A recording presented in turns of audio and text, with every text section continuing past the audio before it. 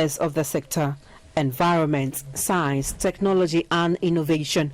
Professor Kwabena Frimpong Boateng argued that environmental issues dominated national discourse from 2017 simply because plastic pollution and illegal mining, known in local parlance as galamsey, were at their peak. The minister believes that an action plan would decisively deal with the seemingly intractable plastic waste menace in the country. It has to do with implementation of the e-waste law, a process which embodies training of the youth on potential uses of e-waste, and the establishment of the Resource Recovery Secretariat, which flows from a new policy on plastic management. The sector minister, who is a scientist, suggested that alternatives or replacements ought to be found before considering an outright ban on plastics.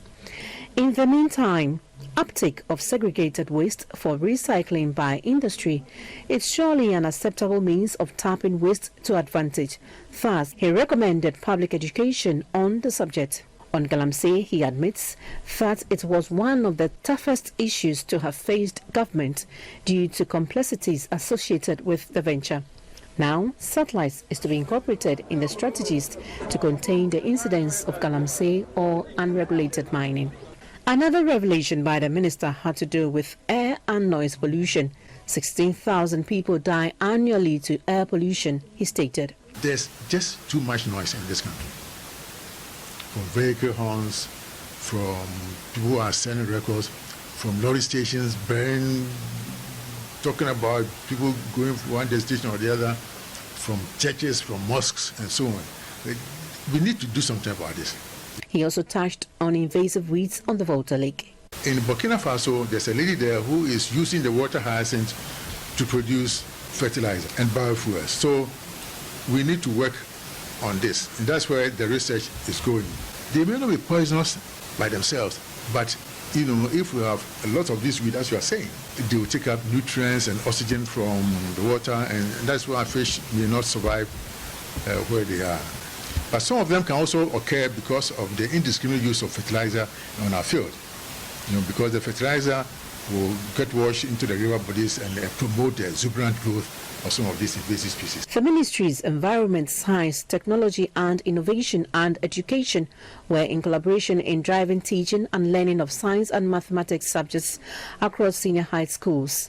He cited the conversion of the Kuntunsi communication satellites of the atomic energy into a radio astronomy telescope as one of the greatest achievements of the sector. With that and some computer systems, we are able to observe things in the universe, things that happened billions of years ago. That. So we are able to see the death of planets, stars, and what is happening. We are also installing Earth observation satellites. Satellite that receive signals from space. So we know what is happening on the Earth, in Ghana. So with that, we'll be able to apply that knowledge to help us in agriculture, because in agriculture, we want information about the land, how it is, the crops, where the crops are failing, and so on.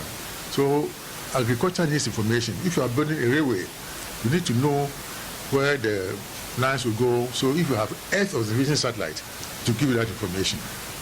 If you are building roads, if you are town planning and so on. So almost all the ministries receive need information, satellite information about the Earth, about where we are now. Aspects of this interview relating to technology and innovation would be aired in part 2 of the story. For GBC News, Clara Mlano reports.